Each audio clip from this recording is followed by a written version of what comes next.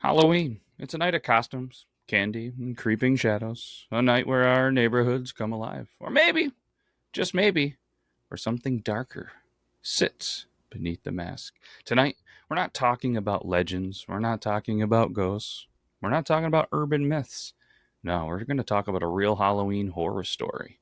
The one that started a national panic and forever changed how parents looked at trick-or-treat candy. This is the story of Ronald Clark O'Bryan, a man who killed his own son for money, a man who turned Halloween into a nightmare, and a story that still echoes through every candy wrapper rustling in the dark. Dun, dun, dun. The Dun Dun Queen strikes again. For anybody that's new here, the Dun Dun Queen, that's Meg. Me, I'm Beardlaws. And this is the Yore Town Podcast, and this is an interesting one. We said, you know what? It's officially spooky season, so for the next couple of weeks, spoiler alert!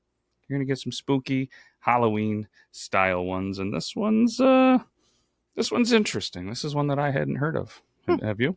Nope. I know the name Ronald Clark O'Bryan. It's a lot of first names. You can't trust a man with 2 first names, let alone 4, or however many there are.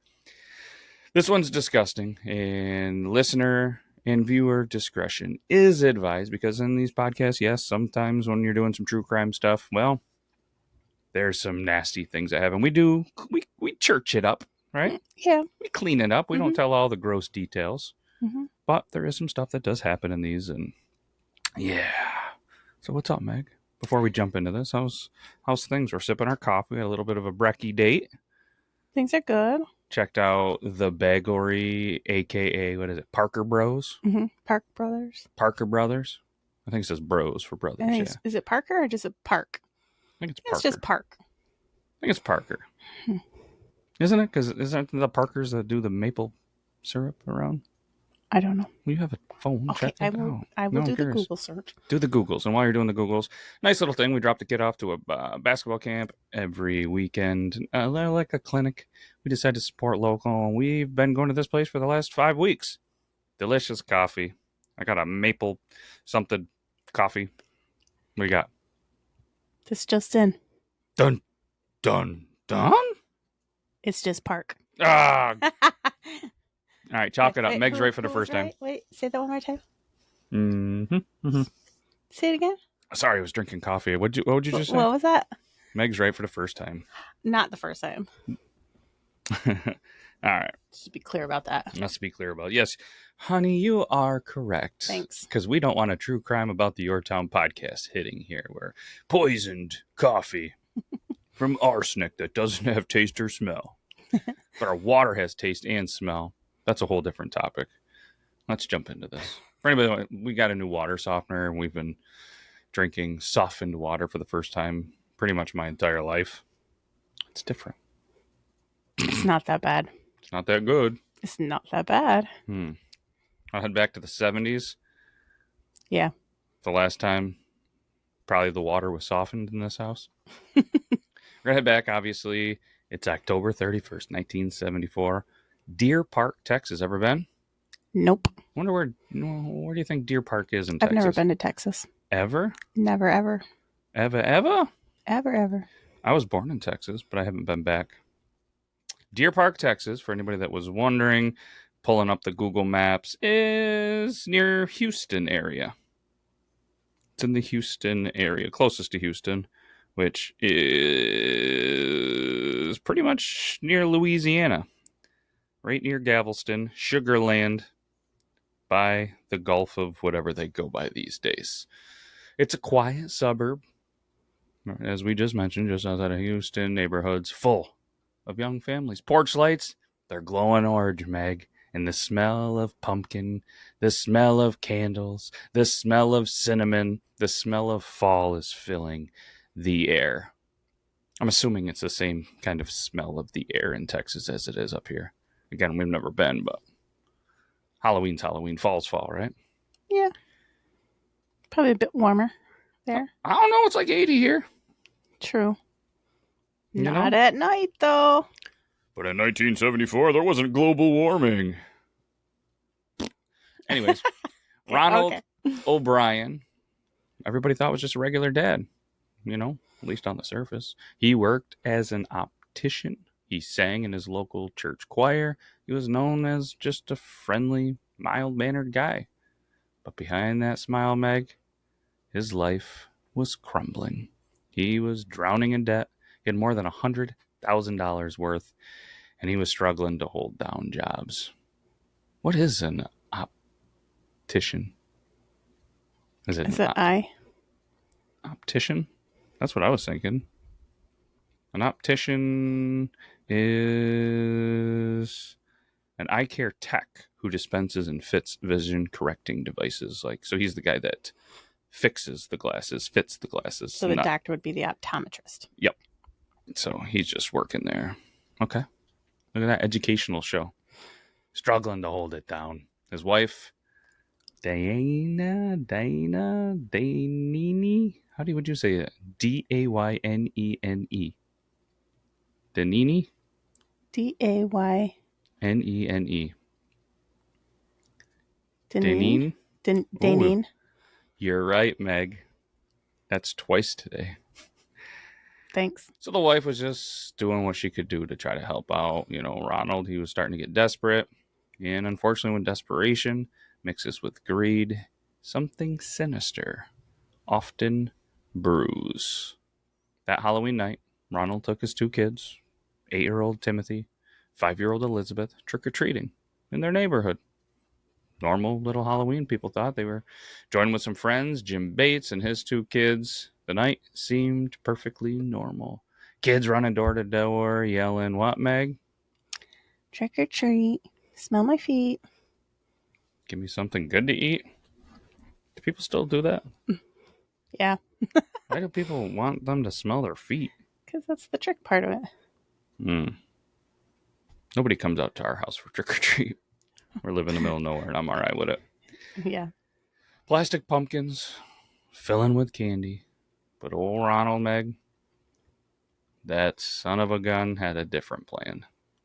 Somewhere along their route, the group came upon a dark house. They didn't have any lights on. There was no decorations. It was the kind of place that any trick-or-treater and anybody with a brain would probably just skip. But Ronald, he lagged behind. Moments later, he caught up, holding 5 giant pixie sticks. Know what he claimed, Meg? The homeowner actually did answer the door and handed them out. He said, how many kids you got? He said, I got 5. Here's some giant pixie sticks. Dad's a hero, right? Coming in with these huge pixie sticks, you would think. Mm-hmm. But no one else seemed to see that happen, Meg. And as we later learn, there wasn't a person that existed at that house. Not good, huh? Yeah. Back home, O'Brien handed out the candy. He gave 1 pixie stick to Timothy, 1 to his daughter, 2 to the Bates kids, and 1 more to a boy he recognized from church. Know what's in those pixie sticks, Meg? Ow! Bless you. I'm allergic to poisoned pixie sticks, because that's what they were. They were 5 poisoned straws. Cyanide, hidden beneath sugary dust. Each one packed with enough potassium cyanide to kill not 1, not 2, but 3 adults. Each one. Yikes. Given to 5 kids. How disgusting is that? It's pretty bad. I couldn't imagine ever having to be, thankfully, in a place where you're so desperate that you would consider killing not only your kids, your friends' kids, and a random church kid. Unreal. That night, after coming home, Timothy wanted a piece of candy before bed. Ronald said, sure. Guess what he really wanted Timothy to have, Meg? Not the Reese's, not the 3 Musketeers, not the M&Ms, not the Dots, the Tootsie Rolls, or the Werther's Originals. No. I love Werther's. Why do you say it like that? I was thinking they were probably more popular in the 70s than now. They're still delicious. Know what he suggested? The pixie sticks. Timothy couldn't get the powdered candy out at first. For some reason, Meg, it was clumped up. But guess what? Huh. His dad was there to shake it, make it loose, make it so he could enjoy that Pixie Sticks. Moments later, he tries it. Says, ugh, it tastes off. It tastes gross. It tastes bitter. So you know what he did? Hmm. Old Dad gave him some Kool-Aid to wash it down. Hmm. What kind of Kool-Aid do you think? Cherry. That's what I'm thinking too. Fortunately, though, Meg, within minutes, Timothy began vomiting, convulsing, and was screaming in pain. Screaming in pain. How disgusting is that? Sad. Unfortunately, he passed away on the way to the hospital. It was Halloween night, and the community was stunned. A poison Pixie Sticks from a stranger? Those rumors in a small town, Meg, they spread like wildfire. You're a parent. What are you doing? Like you're a parent in the community. You're hearing the rumor spread that something happened in the candy, something happened in the community. I think all the candy would be disposed of. Yeah, it's all gone. Yeah. All of it. Mm-hmm. And that's what parents did. They dumped out their kids' candy, and then police would actually comb through the neighborhoods just to see what was going on. I'm assuming that they grabbed some of this candy and were starting to test it just to kind of double check, see if they could get any clues. And small town Deer Park soon enough made national news. Because national news, they did what they did. They got the story and they sounded the alarm. Did they collect the Pixie Sticks? I'm assuming. You would assume, but I guarantee old Dad got rid of them. They don't know what it is at this point. I mean, you know, I can't imagine that if the dad is, and I'm doing air quotes, smart enough to mix Pixie Sticks and have this whole elaborate plan, I'm pretty sure he's probably disposing of it, right? Hmm. The rest with the candy, you gotta play the part. Just lost your kid. Get rid of the damn Pixie Sticks. Yeah. And like I said, if you're a cop on the outside, you don't know it's the Pixie Sticks, right? You just think someone's poisoning candy. Could be anything. Right. Smarties could be the Smarties. Ugh. Kind of throws me back to the Tylenol murders that we did a little bit ago. You know what I mean? Just pure panic, pure chaos. National News picks it up and headline: someone's handing out poisoned Halloween candy. Oh boy. If I'm seeing that on the news and I'm not even in the area, I'm probably dumping it out. You'd think you'd be safe, but even I get sketched out a little bit. Like, even with the kids, we still tend to bring them to people's places that we know. Yeah. I don't trust any random people handing out candy. There's some sick people. Yeah. You know, whether we've seen just in our area people doing stupid stuff, and unfortunately, where we live, the old fentanyl crisis is not good. I could see some idiot putting it in there, or a razor blade. Who knows? I don't like it. That's why we're going to ban Halloween candy after they all listen to this, or trick or treating. Mm. We'll just go buy a bag of Dots, the superior candy. Ew. The kids are starting to lean on mine, but either way, the investigation, the rumors, everything is kind of ramping up. And detectives, Meg, they kind of noticed something strange. Only the O'Bryan family had received the poison Pixie Sticks, and only Ronald seemed to know where they came from. Good on them, investigators, for picking up a strange little pattern, right? Yeah. So, with all that being said, detectives began asking questions. How did Ronald get those Pixie Sticks? He told the police that a man at 4112 Donerail Drive handed them out. Guess what, Meg? They went to that house. They were ready to question the homeowner and everything, but guess what? The homeowner wasn't even home that night. He was actually working his shift at the airport. Neighbors confirmed it. That house, it stayed dark all evening. That's when that suspicion turned squarely on one person. Old Dad, old dirtbag, Ronald. In the days after Timothy's death, investigators learned, guess what, Meg? What? Old O'Brien, know what he did? Took out a life insurance policy, not just on Timothy, on both the kids. $10,000 per child a couple of months earlier. But in the weeks before Halloween, know what he did? What? Upped the coverage to $20,000 more. Then just days before Timothy's death, he added another $20,000 policy.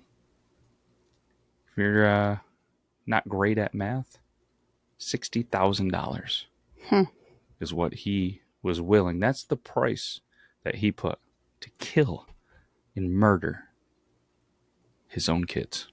It's disgusting. Mm-hmm. He called the insurance companies the morning after Timothy died, asking how soon he could collect that money. That's all the police needed to hear. I mean, you're doing that stuff with the insurance, you're making these calls, you want that money, stories are adding up. He's got to be the guy, right? Mm-hmm. Police, they then searched the O'Brien's home. You know what they found, Meg? What? Nothing. They found scissors with traces of powdered candy and cyanide residue. Ooh. He had also been asking coworkers questions about the chemical, how much it would take to kill a person, and where you could buy it. That's not some red flags, I mean. But again, it's the 70s. It's Texas. 70s in Texas seems like the capital murder of the state. There was so much murder. We have so many episodes of Texas in the 70s. Yeah. It's unbelievable. Then apparently there was a local chemical company, a supply store, I guess, that confirmed someone matching his description had come in a couple of weeks earlier asking about potassium cyanide. But he never bought any there, Meg. He thought he was smart. He thought he was smooth. And to this day, nobody knows where he actually got it. I mean, somebody was... At least he didn't snitch, I guess. They should... Never mind. I was going to say make him eat a Pixie stick. See how he liked it. But we can't do that. You can't say never mind and then say it. Well, I feel like I wasn't going to let everybody out there. I'd be like, whoa, never mind. I feel like everybody's thinking what I'm thinking anyways, right? Okay. Maybe not. Moving on. Investigators also discovered that Ronald recently lost yet another job and was actually on the brink of losing the car and the house. It was clear this was a father who saw his own children as nothing more than a payout. June 1975, Ronald Clark O'Bryan went on trial for capital murder and attempted murder.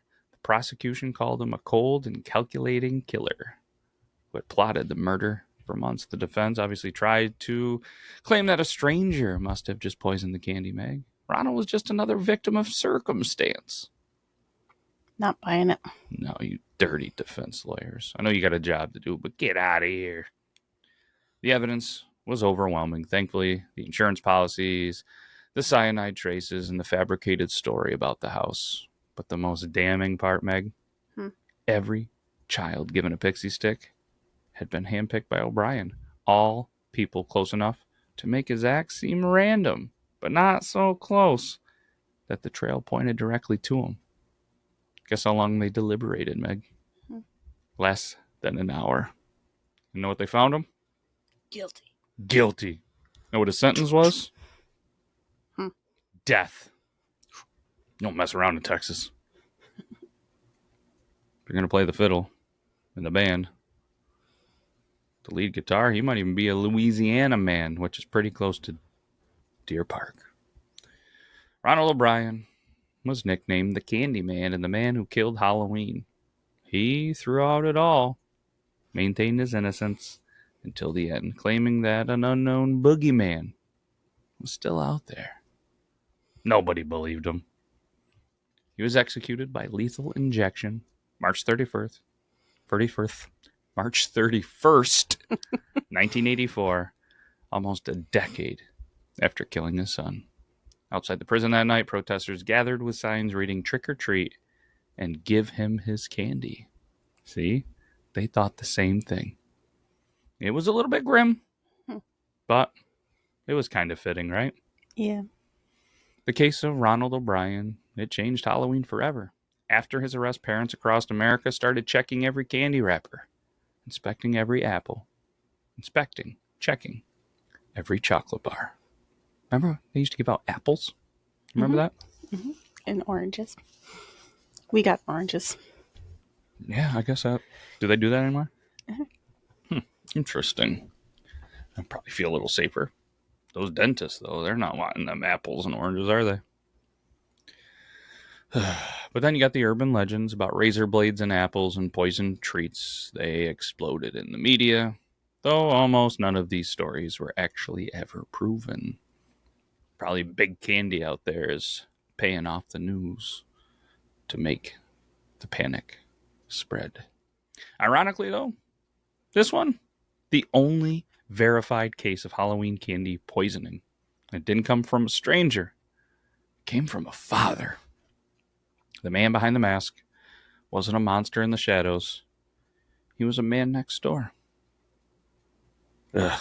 What do you think, Meg, before we hit him with the outro? Disgusting, right? Mm-hmm. I just couldn't imagine. Yeah. Do you think that's why, is this case what made people start checking candy, you think? Mm-hmm. You think that was like a previous thing? It's just been there all along? I think so. There wasn't ever a real case, and this is really the only case of somebody that was charged for poisoning Halloween candy and stuff like that. Obviously, there's murders on Halloween. There's all sorts of other cases and stuff that we're going to cover in the next couple of weeks. But as far as the candy, I figured we'd kick it out. So, this Halloween, when your kids come running in with buckets of candy and you tear open a wrapper just to check, remember where that fear began. It wasn't a myth. It was real. The Candyman was real. And he turned the sweetest nights of the year into a cautionary tale that still haunts us over 50 years later. I'm Matt. That's Meg. And this is the Yore Town Podcast, where the past always finds a way back. And we're in creepy season. We're going to be back next week with another creepy, spooky story. What do you think? Let's do it. Let's do it. All right. That's all we got. We'll be back next week. Take care, everybody. Bye-bye. Bye.